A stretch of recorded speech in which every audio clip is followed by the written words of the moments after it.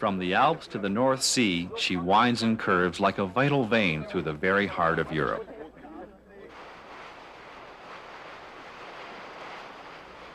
The Rhine River passes through Switzerland, France, Germany, and Holland, making it as important to the tourist trade as it is to industrial trade and commerce.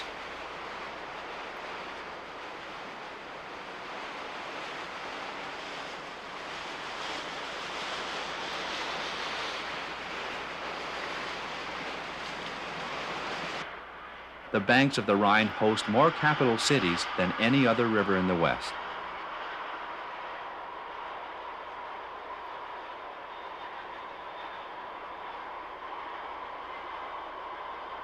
Where there isn't a quaint European city, there's a majestic castle dotting green hillsides.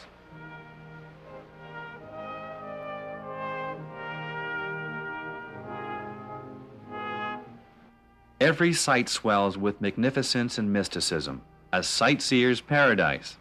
Scenery enveloped us until we believed there could be nothing more beautiful in the world.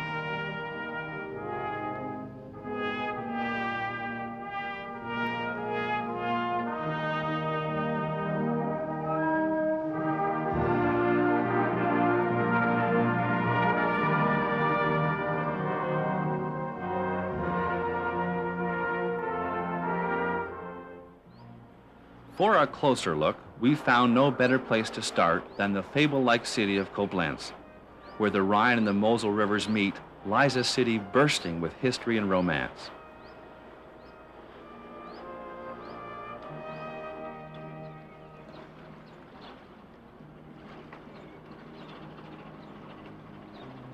For a bird's-eye view of Koblenz, one shouldn't miss the mighty fortress of Ernbrietstein. The fortress, once one of Europe's strongest bastions, was built in the early 19th century. Now it's mostly a Rhinish museum. Where the two rivers meet in Koblenz is the German corner, a memorial to the destruction suffered in the world wars.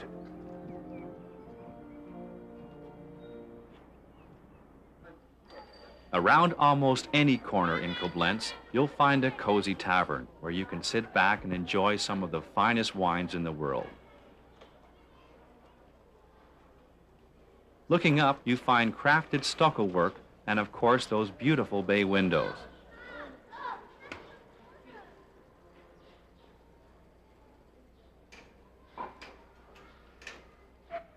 This is a city of bay windows, where the decoration and ornamental detail are examples of a unique Koblenz character.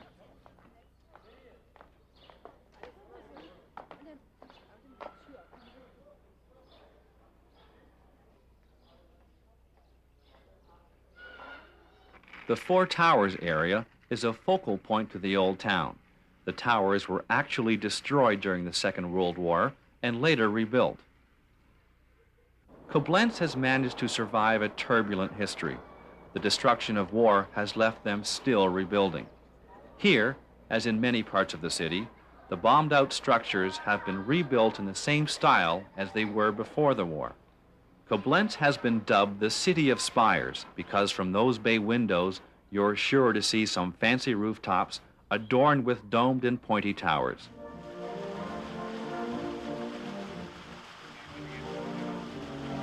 The many whimsical fountains of Koblenz remind us more of bygone ages. Fountains like these enhance the city's beauty, recalling an eventful past. This interesting fountain is a monument of the eternal naughty boy. He spits water at passers-by and reminds us of the joy of life and to keep in good humor. That Koblenz sense of humor is everywhere. Just take a look at this clock tower. Back in 1536, a robber knight was put to death for stealing. Every hour, he reminds us that he was wrongly convicted.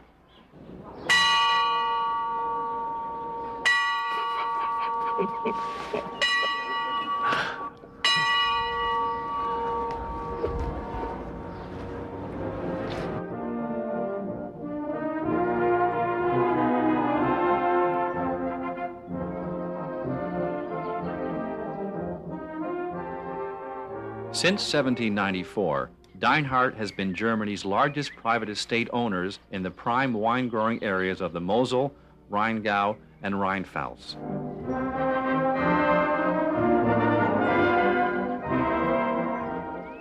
In Koblenz, the House of Deinhardt produces and ages their wine in great wine cellars. In the Deinhardt Wine Museum, old wine presses reflect 185 years of family-owned and run business.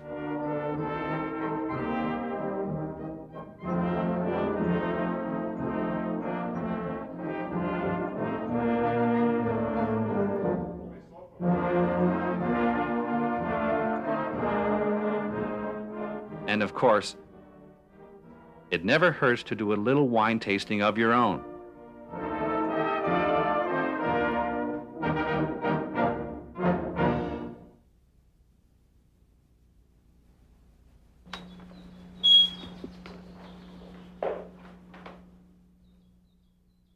Just outside of Koblenz, nestled on the banks of the Rhine, is a storybook castle, Stalsonfell Castle, the essence of romance on the Rhine.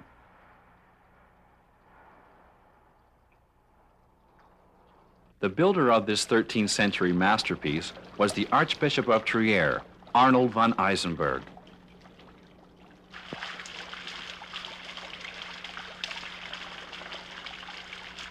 What would a castle be without a courtyard, and where would romance be without a garden? The pergola garden sets the mood. The wooden pergola arch in cool colors frame a perfect picture.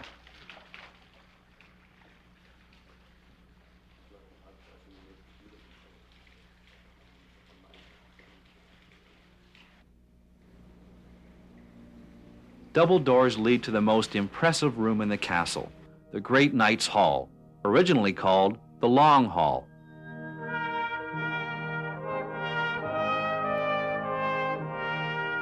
Medieval knights of days gone by would use this room to sit around and discuss a hard day's battle.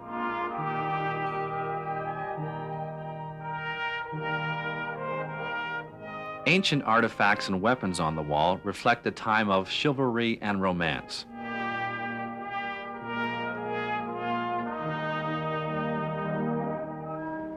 The castle has served as anything from a place of residence to a toll house.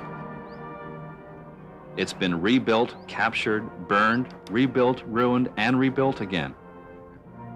After all that, the castle has still managed to keep that medieval charm so popular in the fairy tales. Stalsonfell Castle is unsurpassed by its medieval magnificence, but certainly if you love castles, you'll love the Rhine.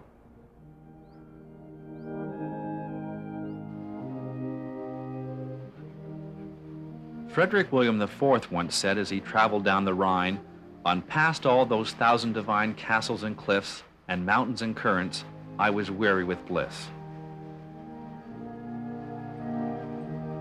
Well, if you find yourself weary with bliss, it's understandable. During the Middle Ages, more than 20,000 castles were built in Germany, Switzerland, Austria, and southern Tyrol. Unfortunately, only about 100 of them have survived in their original forms.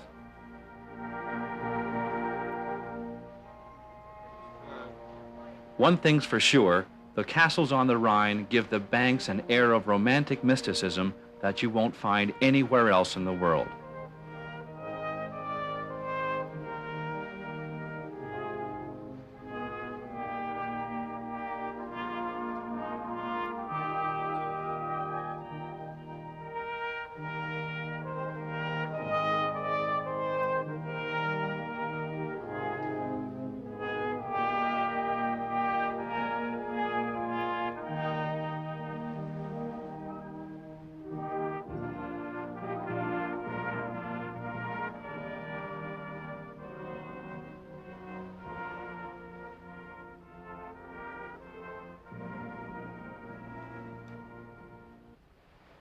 Further up the river, we arrived at the beautiful city of Strasbourg, France, which has a history dating farther back than the Roman conquest in 12 AD.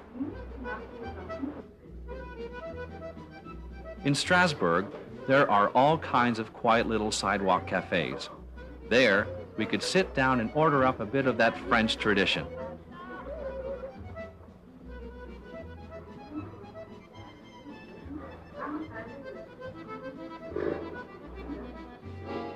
One of the most memorable sights in Strasbourg is the Protestant Church of St. Paul. St. Paul's was built in 1892, carefully crafted in this majestic neo-Gothic architecture. Now that's a church with charm.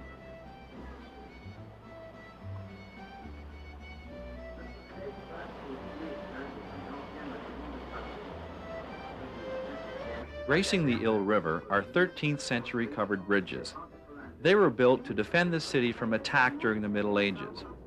These famous bridges are anchored by towers, each with a history all their own. The French Tower watches over La Petite France, a name reminiscent of a time when French troops roamed the area in search of adventure. The neighborhood is simply charming with its Tudor-style townhouses and shuttered windows lined with colorful flowers.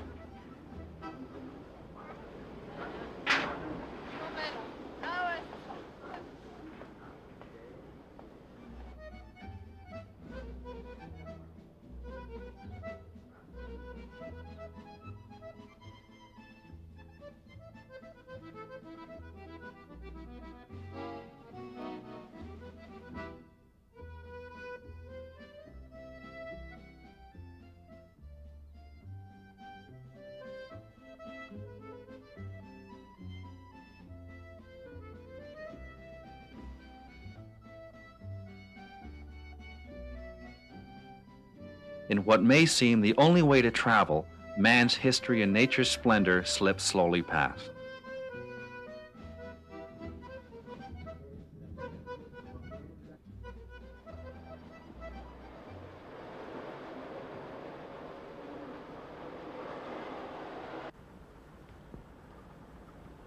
One of the largest cruise ship lines on the Rhine is the KD, the Cologne Düsseldorfer.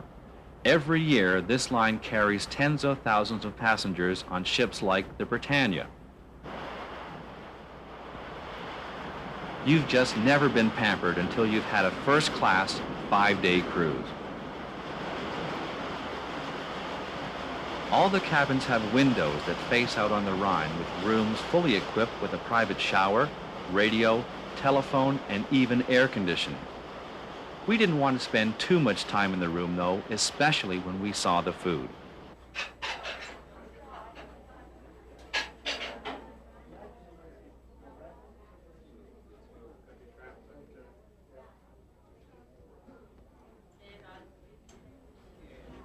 One may literally indulge oneself in a culinary coup.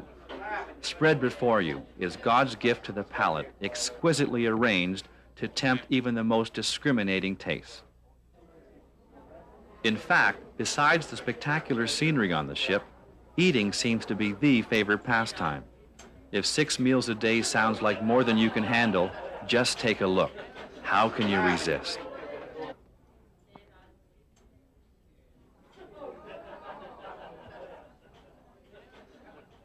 Eyes become invariably bigger than bellies with one look at this feast. So, when we were too full to move, it was time to sit back and be entertained.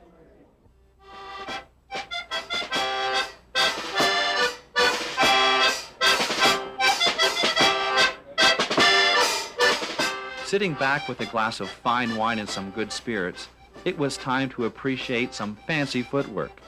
In ethnic dress, those Germans sure know how to have a good time.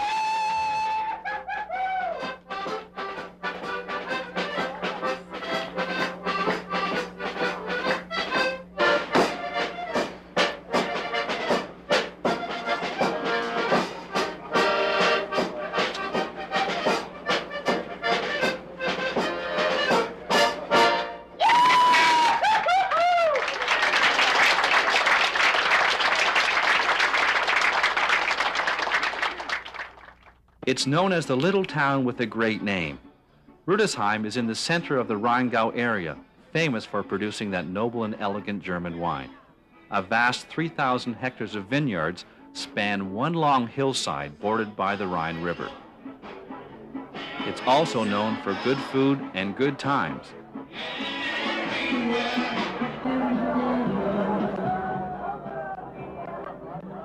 The delightful Drosselgasse is a walking street, always swarming with people.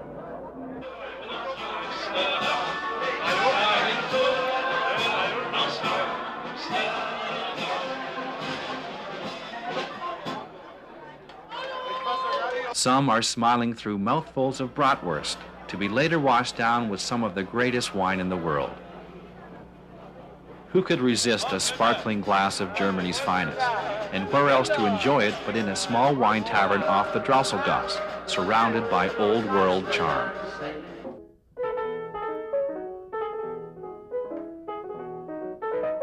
There are coin collectors and stamp collectors, but one of the most interesting collectors you'll ever meet in Germany is Ziegfeld Wendel.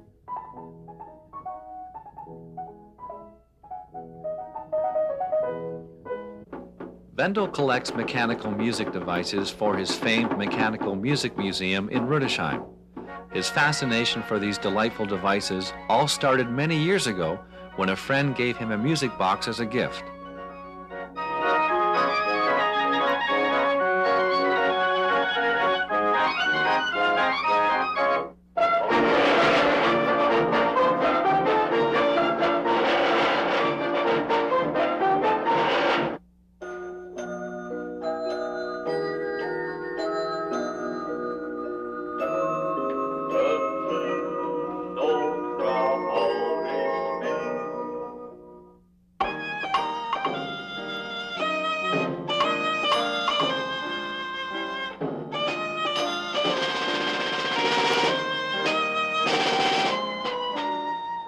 Each year, over 80,000 tourists enjoy his exhibit of mechanized pianos, drums, violins, organs, and chimes. Ziegfeld will win your heart when he shows you his tiniest treasure, this beautiful singing bird box. One year, about 9 years ago, and the old fellows are now retired, so there's no one anymore who is able to make little singing birds in Germany.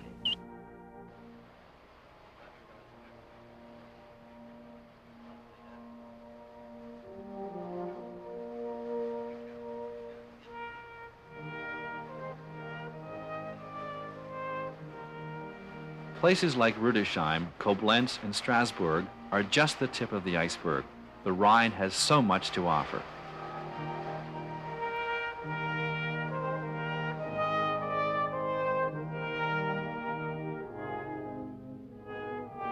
It's a medieval feeling one gets when one tours a castle or strolls a cobblestone road.